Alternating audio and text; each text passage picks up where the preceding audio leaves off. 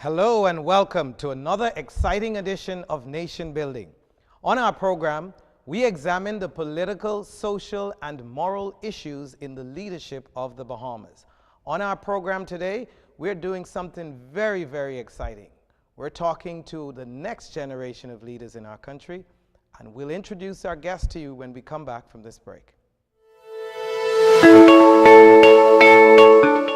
My name is Regilio Bethel. My position on board Equinox is mate, relief captain. I must say that during our travels and journeys throughout the Exuma Keys, we've had a few dark or dead spots. Basically, there was no service. They were just dark spots. We would basically be dead ship out in the cold without any communication. And it's been like that for years, and we've gotten used to it. But life has now provided us with a service which we can stay communicated during our entire voyages. And I've been waiting for Live to bring their service up to full more coverage throughout the Bahamas, which they've done in an amazing amount of time. So yeah, I would encourage them all to get that service. It's an awesome service, no interruptions, and it's awesome.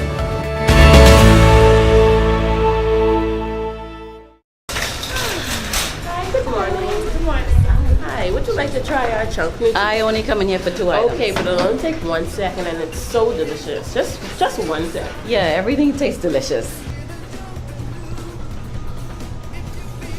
Wow, it's really good. Where do I find it in the store? Right this way. Let me do it. Okay. And I'm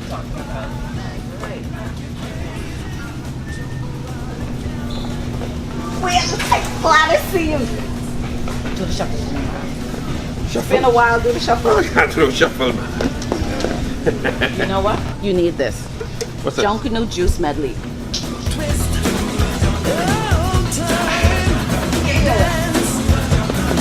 That's it. Give me some more. Come on, yeah, that's it. Jamaica Bahama Imports. Always got it. come on down and get your Junkanoo juice today.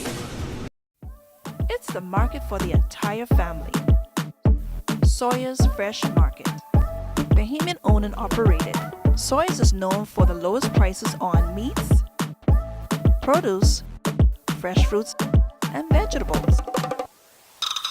Check them out on Facebook and the Freeport News to find out all of their weekly specials and their monthly blowout sales.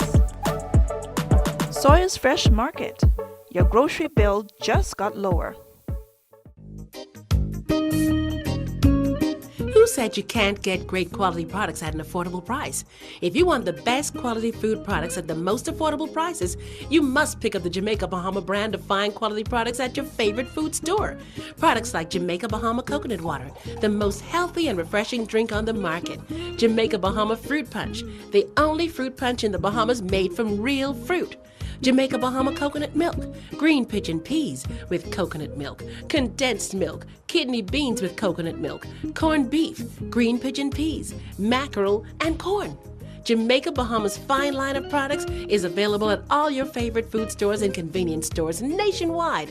Telephone 351-8282 in Freeport and 341-4091 in Nassau. I don't wanna win. No, no, I don't wanna win.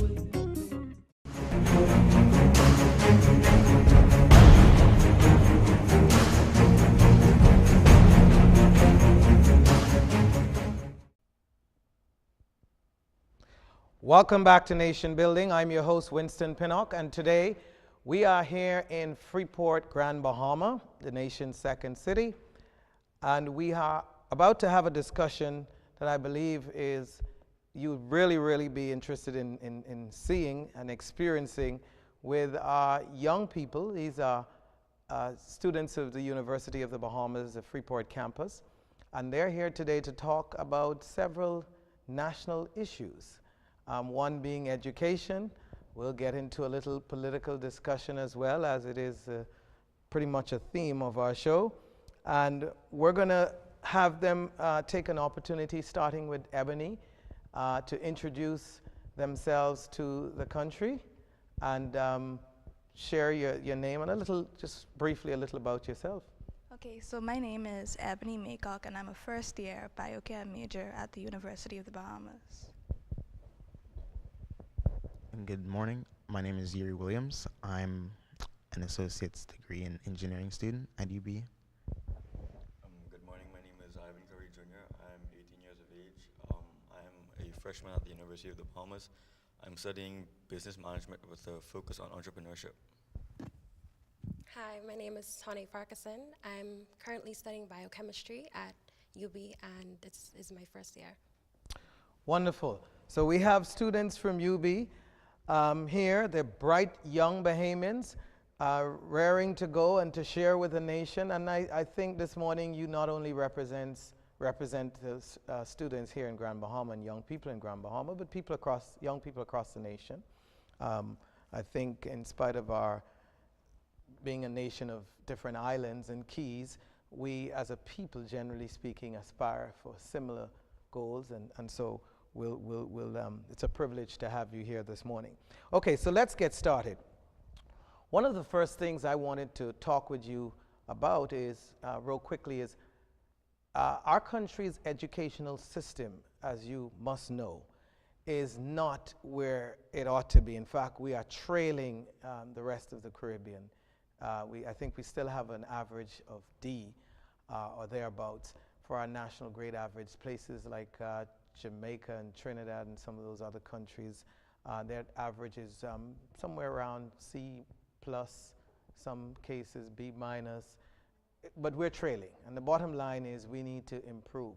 And so as some of our brightest minds and young minds in the country, I'd like you to chime in on one, what do you think is needed to improve our country's educational system? And I'll let each of you take a stab at it.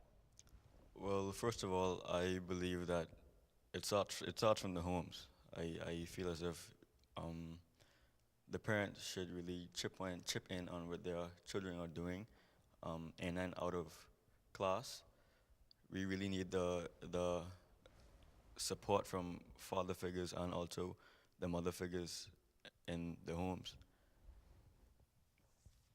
I think also that it's so easy to place the blame on the administrators or the teachers or even the government, but I think that a certain level of responsibility is on the students, because I can recall being in high school and a lot of the students, they would just say that they didn't care about what grades that they got or their performance in school. So I think that there should be a change in mentality, because if you don't give any effort to your pursuing your education, you can't expect others to accommodate you, because we live in a generation where everyone has access to the internet. Everyone has access to a telephone. So you have the world at your fingertips. You can use multiple resources to educate yourself on different topics. So there's really no excuse for why you can't take responsibility for your education. I have a bit of a counterpoint to what you're saying. You're mentioning how it's mainly the students that, like, to a degree, like, they should care about their own grades. But I believe that the teachers, from my experience and rumors that I heard about in other schools, when they're taking the BGCSEs, some teachers would just deny the student their ability to even take it, because they believe that their reputation is at stake. Because we know as a country that we have a grade point average, a letter grade average of a D, the teachers want to make sure that their reputation is stayed up there, as we, as a group in Jack Hayward or St. George's, have teachers that have Bs, but then that's because you're not allowing that many students to come in and take these exams and even do the coursework. And a part of this is, along with the fact that in the Bahamas we worry about intellectual leakage, where students would graduate and they wouldn't come back to the Bahamas, and they would get degrees off island, and it kind of starts with the fact that you're not allowed to take your BGCSEs on the island. Ebony? Well, I personally believe that we should have more teachers who are passionate about teaching, because the students, they they basically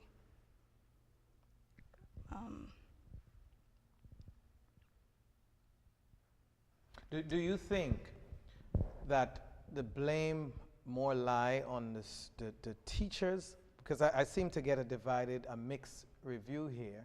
Do you think it's more the responsibility of the teachers to bring the students up to standard, or do you think, as was mentioned earlier, I believe it's Tone that said that the responsibility really fundamentally lies with students and to an extent parents? I believe that the blame is equally distributed between the teachers and the student, because if the student isn't passionate about getting the education, the teachers can't really help them understand what's actually being taught. And likewise, if the teacher really isn't passionate about teaching the student, the child wouldn't really be interested in learning as well. I can't recall whether it was Ivan or Yuri that mentioned earlier that talked about the fact that there is almost a situation where teachers want the grades to be higher, and so some students are denied access. Somebody else mentioned that the problem is the home. We want to talk a little about solutions, and my question to you specifically is, we have the problem, we have broken homes, we have challenges, it exists, it is what it is, and our hope, I believe, is to fix it, and to have, a lot of our political leaders and social leaders talk a lot about the problem, and I'm hoping that you would be able to give your thoughts about solutions. So having highlighted what you think the problems are, what do you think? Let's take the home, for example. The Bahamas have more single-parent homes that are being led by females, by women. Men aren't taking their place in society, and so the problem exists. What do you think is the solution to some of these things that you've highlighted? I think we need to call into question the methods that we're using to teach the youth, because our world is constantly updating, and there are so many different levels of learners, or different types of learners. You have your visual, your kinesthetic, you have your oral learners, and we don't really cater to each and every learning type. So I think that it's so important to really say, okay, what can we do differently to teach our youth and make them passionate about things? So the question to you, what do you think the country should do? Is it a governmental problem mainly to fix it? And what is the solution? Or is it the home, broken homes? What is the fix in your mind? I believe like the fix should be that we create like a culture inside schools where as you boost up persons that do best in classes. I know that we already do that. So you incentivize, you encourage, you create a standard where those who are doing well, they're rewarded. Is that what you're saying? Yes, sir. Like for example, you already have programs that give scholarships out to people who get a certain amount of grades. I feel like there should be even more, so even more students would feel, yes, I want to get the same things that that person has, or because of like this propaganda being pushed onto them that if you're smart in school, then you can get a lot of opportunities. More students would just be more concentrated on getting a better education. So. Okay, quickly, because we're going to go to a break in a second. Right. I feel as if teachers should encourage their students much more than they do now. Because like I said earlier, you have a lot of students that come from broken homes. And so they go home every day and get beat down from their parents or talked to terribly. And so they go to school, nothing. I'm not saying that you get the same thing at school, but you're not getting anything any better.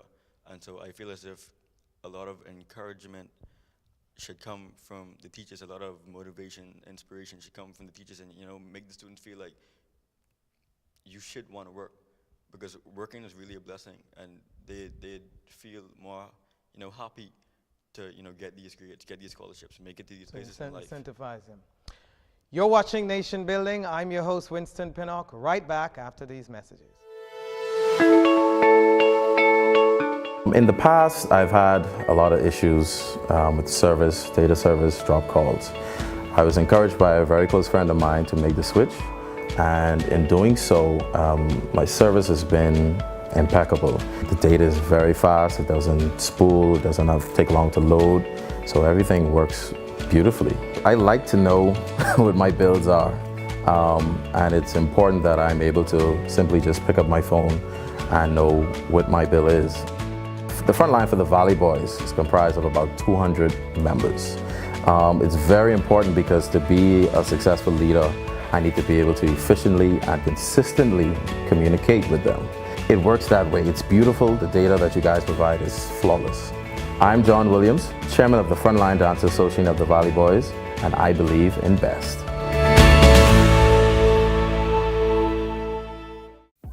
It's the market for the entire family. Sawyer's Fresh Market. Bahamian owned and operated, Sawyer's is known for the lowest prices on meats, produce, fresh fruits, and vegetables. Check them out on Facebook and the Freeport News to find out all of their weekly specials and their monthly blowout sales. Sawyer's Fresh Market. Your grocery bill just got lower. Hello, I'm Wendell Jones, and every time I sit down and I watch JCN television, I drink the Jamaica Bahama food juice. It's so pleasing to the palate. I've been cooking Bahamian dishes for generations. I now use Jamaica Bahamas product. The rice is very fluffy, very tasty, and good eating. Jamaica Bahama product is simply the best. As an insurance agent, my life is go, go, go. But whenever I need a refreshing break, it's Jamaica Bahamas Island Mixed Fruit Drink. Good. Hi, I'm Debbie Bartlett from GEMS 105.9 FM. The effect that Island Junkanoo Juice Medley has on me is exhilarating. Hi, good morning. Good morning.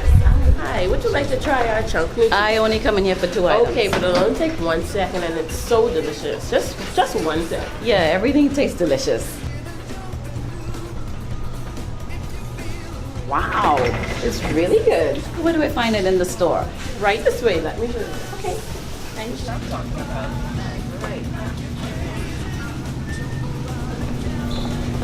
We're glad to see you. Do the shuffle. It's been a while, do the shuffle. I can't do shuffle, man. You know what? You need this. What's that? Junkanoo Juice Medley.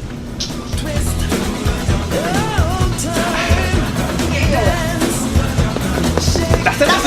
Give me some more. Come on, yeah, that's it. Jamaica Bahama Imports. Always got it. Come on down and get your Junkanoo juice today.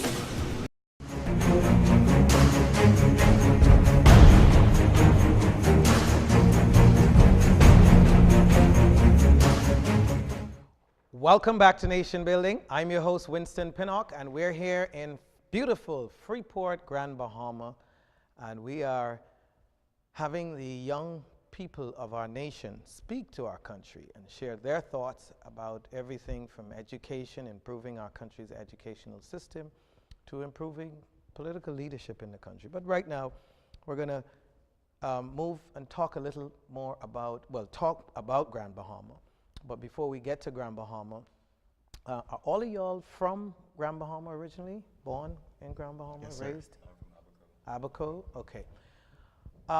Why, Ebony, are our boys lagging behind the young ladies? I saw the graduation of UB, the last set of graduation, and I struggled when I saw the number of females graduating as opposed to the young men. What's your thoughts? And then we'll give the guys an opportunity. I believe that it's the lack of the authoritative father figure in the home, because if we lack that, the boys have no example to look up to, and they don't really have a drive to pursue their education further. Aren't you before we get to the young men, aren't you concerned as a young, educated young woman that you would find a husband, I suppose, from our society, aren't you concerned you're going to have children? Aren't you concerned that there will be a negative impact? It is a great concern because with the amount of young boys who don't graduate high school and don't make it into college, that really staggers their chances into getting a good job, which means that they can't really provide for a family, which will in turn affect the future generations who will also lack the authoritative father figure. Excuse me, sorry, can you repeat the question? Okay, Yuri, we were saying the young women are far outpacing young men in being educated and graduating from college or attending college. And I was asking, what do you think is the reason for that, and what's your thoughts and how we might fix it?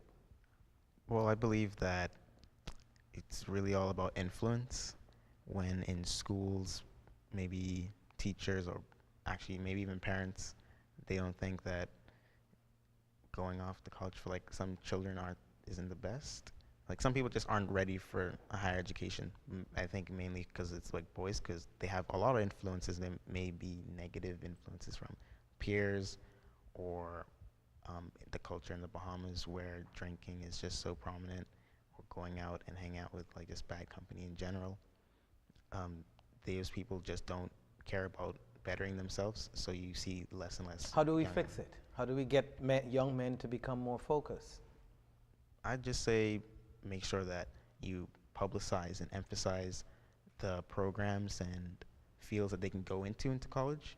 Realize that there are things that like cater to them, something that interests them, like agriculture or architecture, engineering. Just keep that like on their minds and always in their faces. Ivan, do you think that our young men are not motivated, excited, interested in learning because of the system of education, because of what their natural inclinations may not be catered to, or is it some other reason?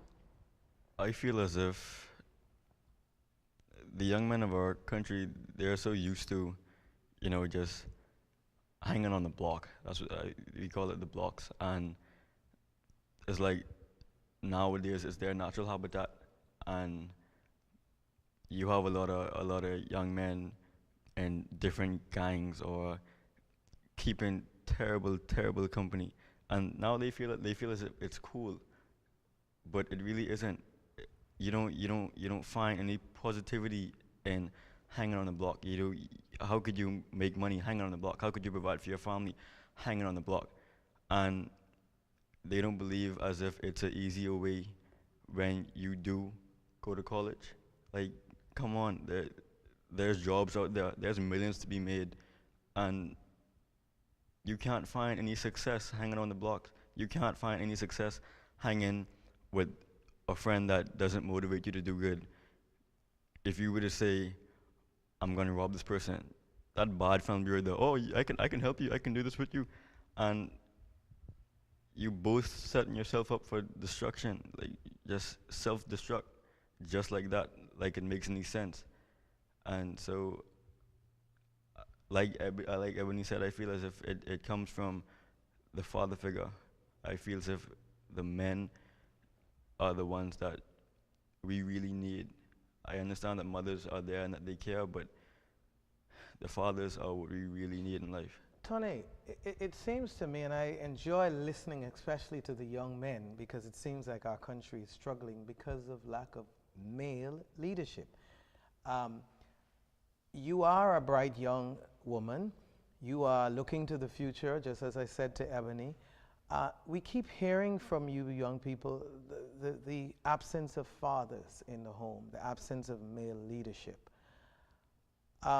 What do you think can be done from the government, the church, civil society, or any other group to create a new culture in our country where men find it attractive to be, I guess, what God intended for men to be leaders and to provide the kind of support for their mentoring for their young, especially young boys. What's your thoughts? I think that oftentimes, because of that lack of the father figure in the homes, they often relate to the people that we see in the media, which is all about drugs and getting money in illegal ways, which isn't the portrayal of a man that you want to see in society. So I think we need to revamp the image of a successful man, especially in the Bahamas, because I noticed that a lot of us, or a lot of young men, they have empty dreams. They think, I'm just gonna get this money, but they have no practical methods in place to actually achieve their goals. So maybe teaching them more skills to actually go about it, or just having the passion behind it to reach what you wanna achieve. Should this process begin at primary, at secondary? Is it, and one other question, who has the greatest responsibility? We know the foundation is the home, and it's broken. So you have the church, you have schools, you have the government. Who really have to lead the charge in getting our society restored? I believe that it should start in the secondary schools, because that's times when students are maturing and the way their mindsets change psychologically. You don't think after primary school the minds of young men are already formed for good or bad? You don't think so? Well, I feel like it matters way more in secondary school. Primary school, I feel like you can excuse behaviors of some children. For instance, like thinking from my point of view, I matured a lot in secondary school, mainly during grade 9 going into grade 10, so past junior school into high school. So I just believe that in general, maybe that most people would be maturing around that time anyway. And the government, I feel like, should be the people that are taking this charge to making sure that education just be improved. Like, they have the greatest say. They control government schools. You see most children in government schools, so they will be able to change it. So you think government should lead the way? I feel as if it should start in the primary, because by the time you're in grade 5, you're in grade 6, these children already know right from wrong. They already know what's happening in the real world. They have access to the internet, so they know what's going on. And grade 4, 5, 6, you have these students listening to, like Tane said, the music videos that have sex, money, drugs, and by the time once they get into secondary school, that's basically all they know. And you already have churches trying to pour into these students, but because that's what already into their heads, they're already stuck with it. And so, yeah. Is the church playing its role sufficiently? Wow. Is it? Is it not? Is it doing enough? Is it outperforming government? Is the church doing more than government in helping to reshape and to help the society as far as the foundation, the family? I think that as the youth, we typically see religion and church as being something for older people. So we typically just ignore their values and we say we can go on our own path. And though the church is the sense of morality in our society, I believe that if the students or the young people aren't interested in actually pursuing that goal with God, how can we say that they're responsible for it? Because everyone is entitled to their own beliefs. And though we are a Christian nation, we have a blend of different religious beliefs and backgrounds. Ebony, aren't you concerned? You have as Tony mentioned, a society of young people that mostly tune out of church. But you yourselves have said in all of your conversation here today, you've pointed to the fact that this social decay is the real problem, and the home. And the church, whatever religious background you believe, you share or believe in, the church and the religious community, spiritual values, really is the answer, even from your own assessment, And so why wouldn't you as young people be more inclined to pursue that to the extent that you recognize that, look, in order to get values restored in your country, there has to be morality and some form of spiritual value in you as young people. Why isn't that coming home? Well, as they already said, society has already set a standard, whereas drug, sex, and money is what people desire and what we need in order to be cool or survive and thrive. But if you place religion into the home, it will give us a sense of morality, and it will give people a sense of values that, hey, this isn't right, let me pursue the righteous path and get money and achieve my goals in a moral way. In a moral way. A lot of young people feel as if a religion won't lead you to success. They feel as if being in church every Sunday won't bring the income that they try to get. But what if things were to switch? What if you were to see people in church getting up there in life, like reaching this high success? From my experiences, I usually hear Christians complain about, oh God, I need this, or I need you to help me with this. So are you saying then that from the average young person's point of view, when they look at the church is not attractive, or Christianity or churches, they're not attractive because it's mainly needy people that you see in church? They see the secular people succeeding financially.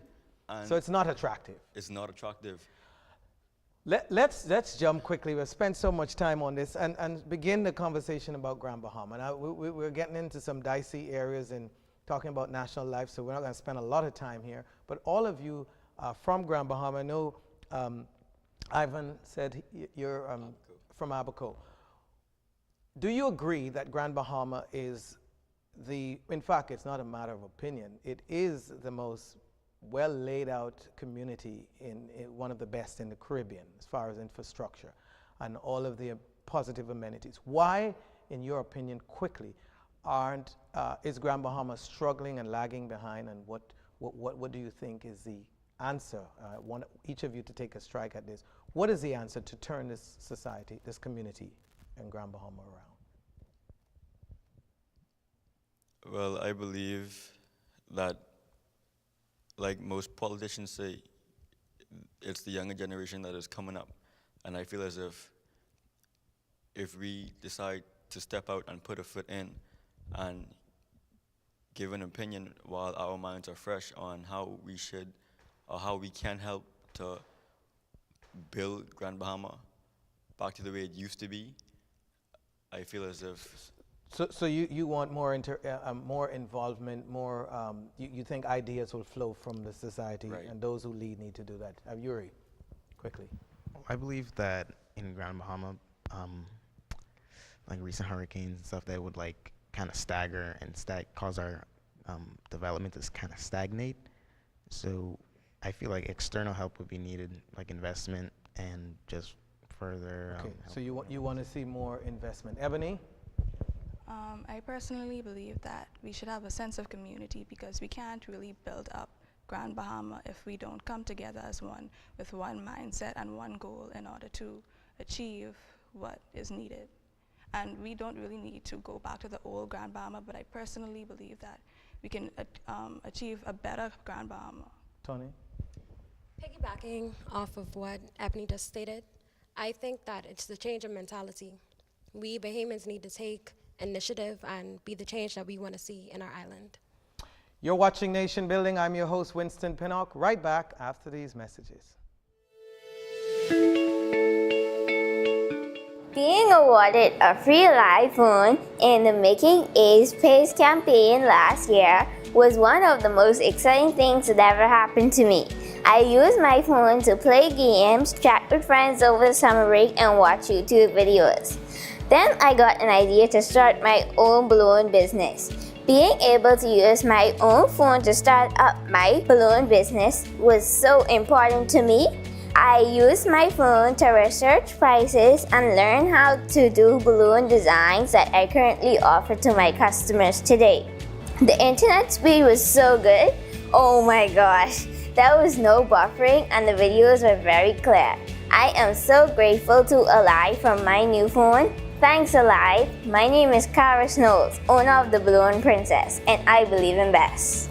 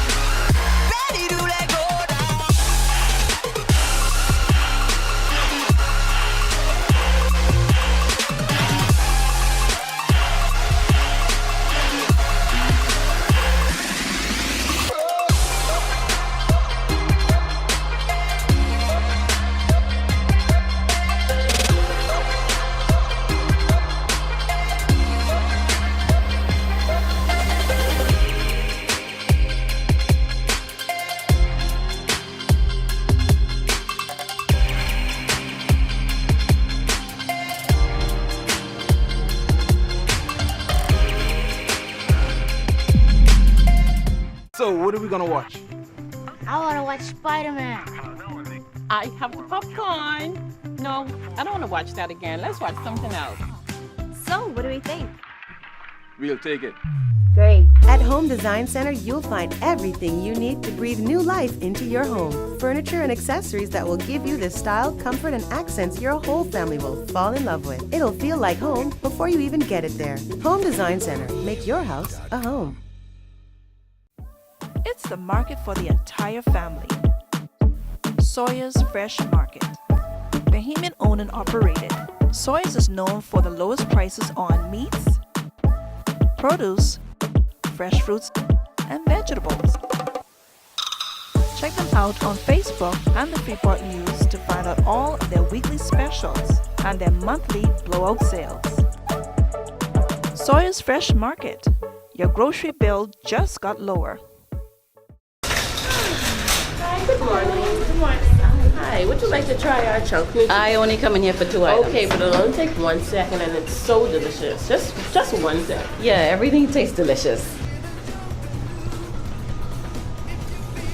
Wow, it's really good. Where do I find it in the store? Right this way, let me show you. Okay. And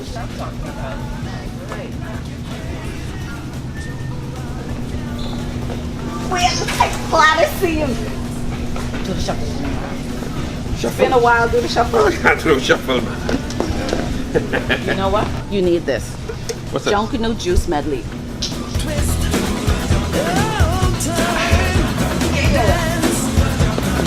That's it. Give me some more. Come on, that's it. Jamaica Bahama Imports. Always got it. come on down and get your Junkanoo juice today.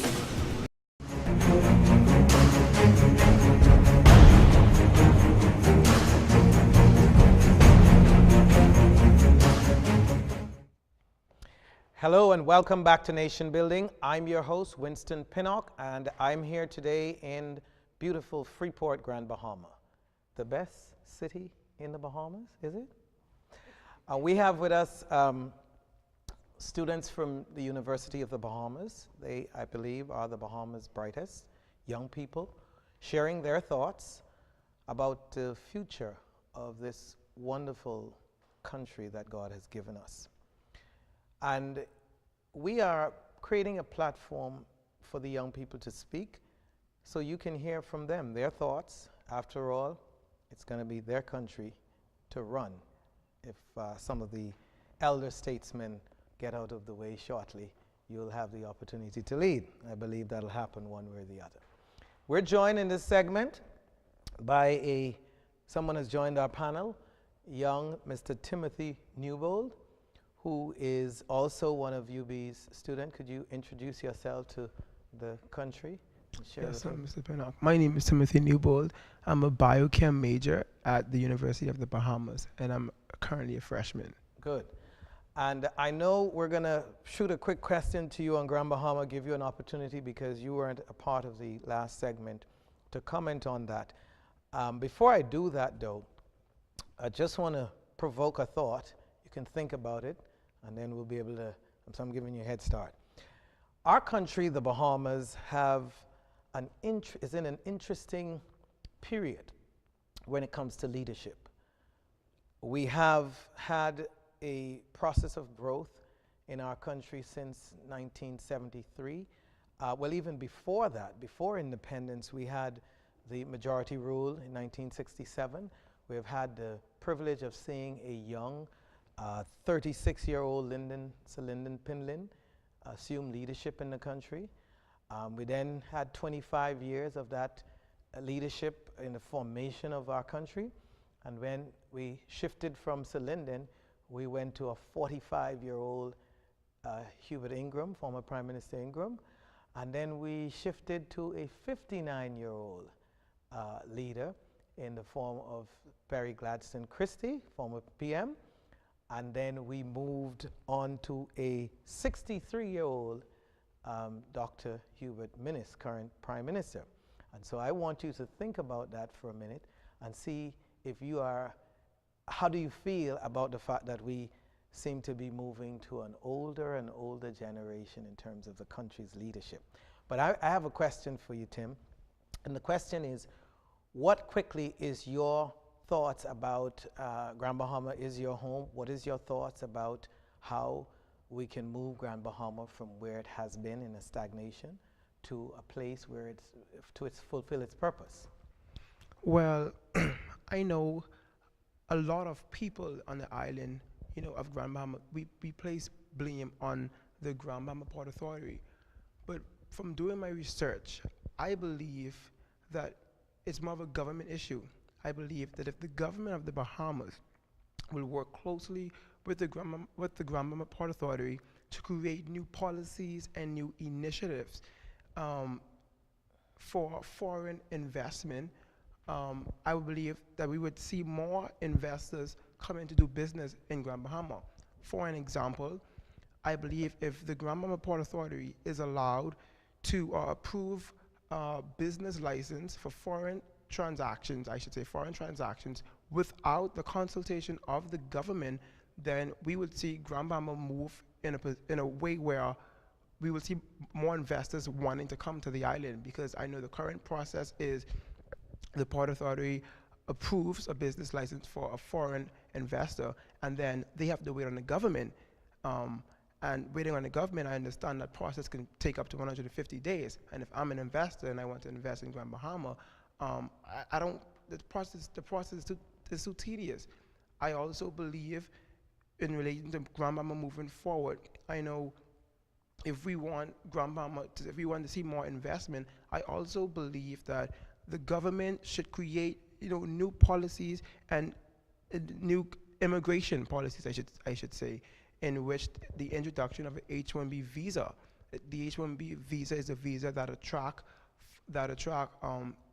high-skilled individuals in the financial and the technology sector. And with that H-1B visa, I believe what Grand Bahama needs is critical mass to develop. And you're talking about people. People, exactly, critical mass. And the investors would bring that, because I believe that with the H-1B visa, the investors coming to Grand Bahama, investing,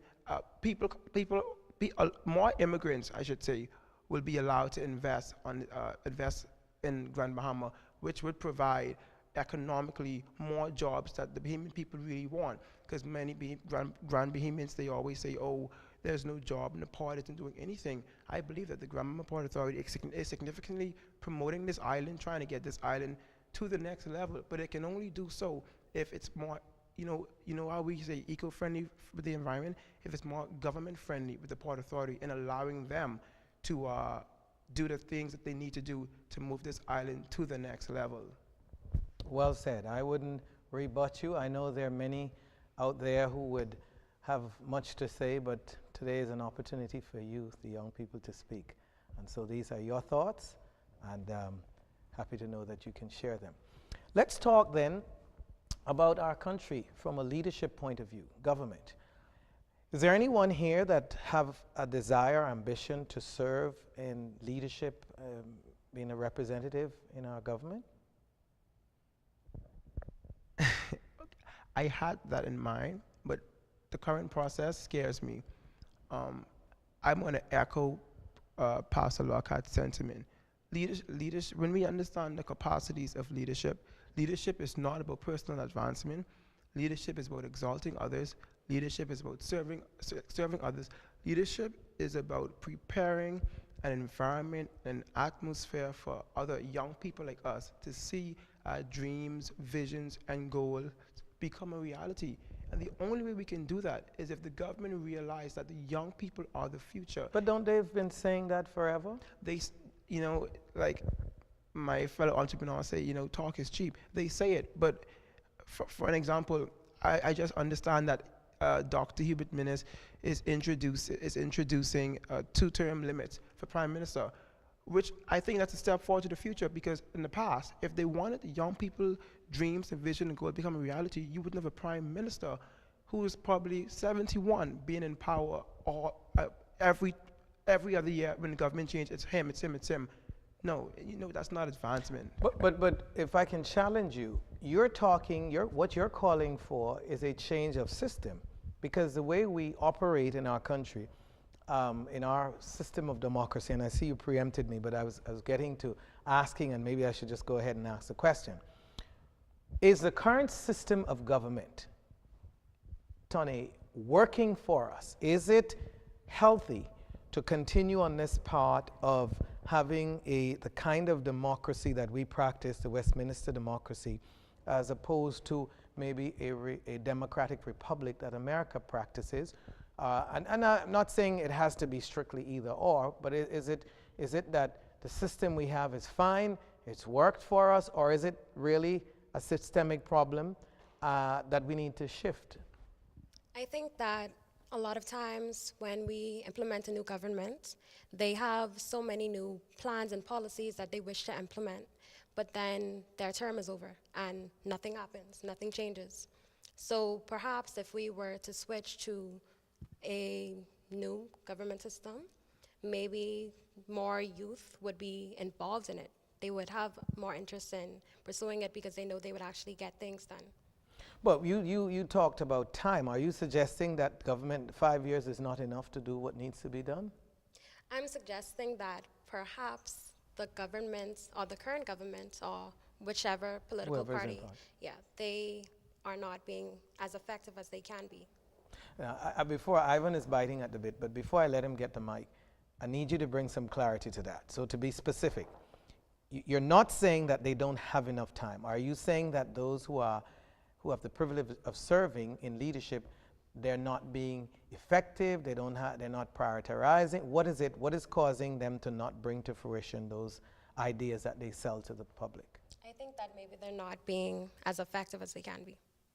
So do you see that as a lack of ability or laziness, or what? What do you see as a young person that is causing your government not to be able to deliver for you? I think that it's definitely not a lack of ability, because we have so many qualified individuals comprising our political parties, but maybe our government system just isn't working. Maybe there's time for a change. Okay. I feel as if any political party that gets into government, they always have time. 5 years is a lot of time, and to get into government, they usually do the extraordinary. They go to the houses of the citizens of the Bahamas, doing the most, doing whatever they can to get into the government, and then when they're there, nothing. Nothing happens. But does the citizens of our country hold governments, those who they elect, responsible? First of all, how do we choose our leaders? Do you approve of the method? I mean, is this an effective way, as we talked about, Tim mentioned earlier, alluded to? Is this an effective method of getting people selected? Yes, I think that it's very effective, but then again, it all boils down to the political leaders themselves. It all boils down to. So you don't think it's your representatives? You think it's the leader of the political organization? I believe that it's the organization itself. Okay, so you believe the party system is a hindrance? Yes. How so? Our government now is not only one man, it's our PM and his team. And so after his team. And by that you mean the cabinet, the executives. Right, the cabinet and the executives. After they do what they can to get into the government, they shift their focus, you think? Right. I feel as if they just change their ideas. They go from the mindset of doing this for the Bahamians and doing that for the Bahamians, but when they get in, it's themselves and not the Bahamian citizens. Yuri? Kind of going back to what you said earlier about the ages of our parliamentary leaders and kind of what Casey was talking about with the party not just being the prime minister that's in charge and being the leader of everything and taking charge. I don't really mind like older leaders. Like I don't think that we should have a PM that's 30 years old, or each year it goes down like in age, as long as like the ideals are what we want, as long as they're hearing out the younger generations and going through with it, because knowing how the population is, we will always, I don't think it's going to change. We're always going to like look to older people and think that yes, they're the authoritative figures just plainly because of age. So well, why not just have an older person that believes in the ideals of the younger people? Simple. Okay. Tim? I think Casey touched on it, but I believe it also boils down to the ignorance of the Bahamian people. I believe that, it's the people time, or, whatever the PLP slogan may be, we select government. I think that was the Free National Movement slogan. Right. I believe that we shouldn't select a government based on the slogan. I think that we should do our research, especially if we want what's best for our kids. So in doing that, let me interrupt you. In doing that research, let's be specific. You are choosing a member of parliament, you are choosing a prime minister of your country, you're choosing senators. It's a package deal that you get. Who do you really vote for? In making that on election day, in marking that X, do you make that decision based on the candidate that is supposed to be your representative? Do you make that decision on who is leading the political party?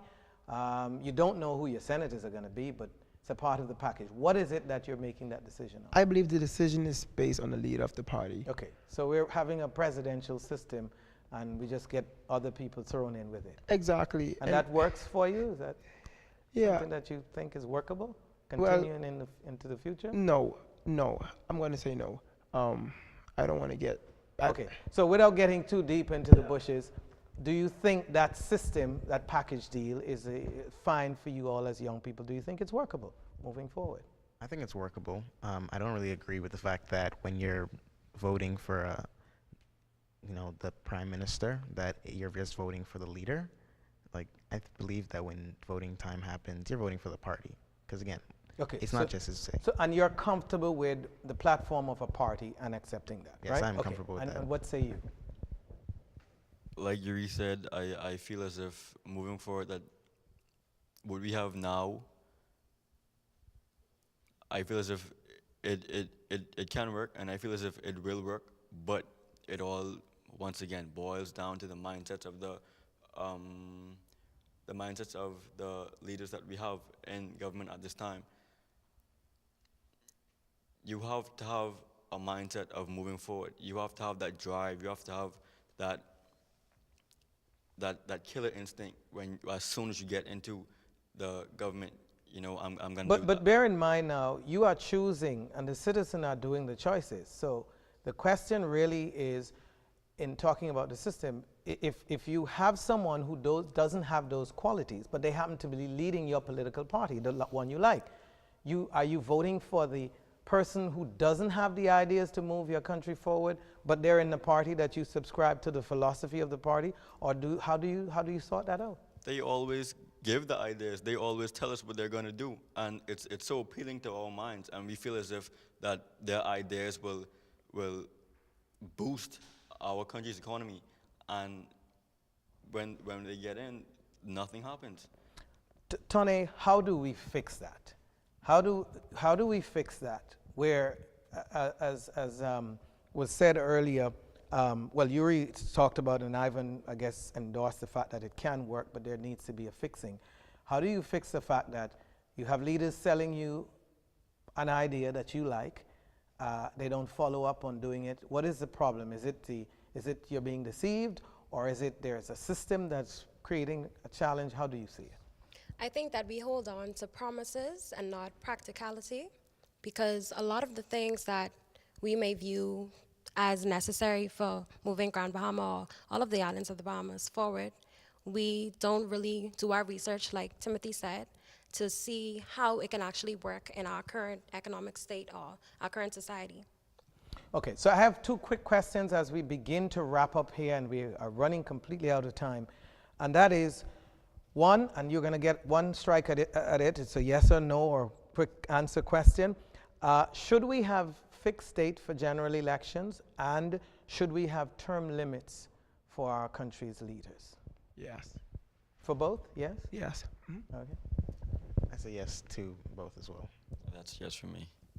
It's going to have to be a yes for me as well. Okay, so if the answer is all yes, quickly, why? The Bahamas want to move forward. We have this thing. We want to be a high tech like the rest of the world. We want to be a part of the rest of the world. Well, the rest of the world has term limits. So if we want to be a part of this growing economic high tech industry society, then we need to incorporate every single thing, and it includes limits. I agree with everything that you said.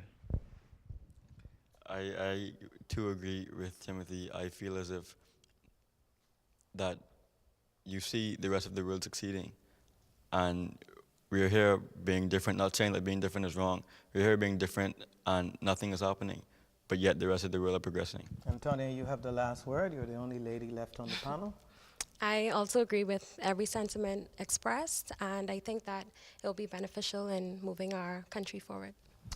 On behalf of all of us here at Nation Building, we want to thank you for tuning into our program this week. It's been a great delight bringing these young minds to the country, and invite you to tune in to our next edition of Nation Building. And as always, have a great week.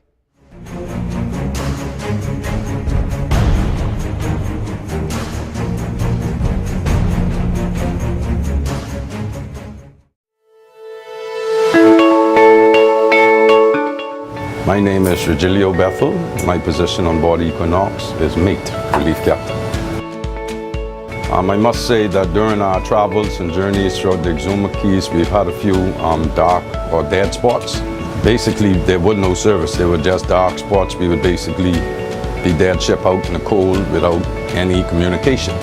And it's been like that for years, and we've gotten used to it. But life has now provided us with a service which we can stay communicated during our entire voyages. And I've been waiting for life to bring their service up to more coverage throughout the Bahamas, which they've done in an amazing amount of time. So yeah, I would encourage them all to get that service. It's an awesome service, no interruptions, and it's awesome.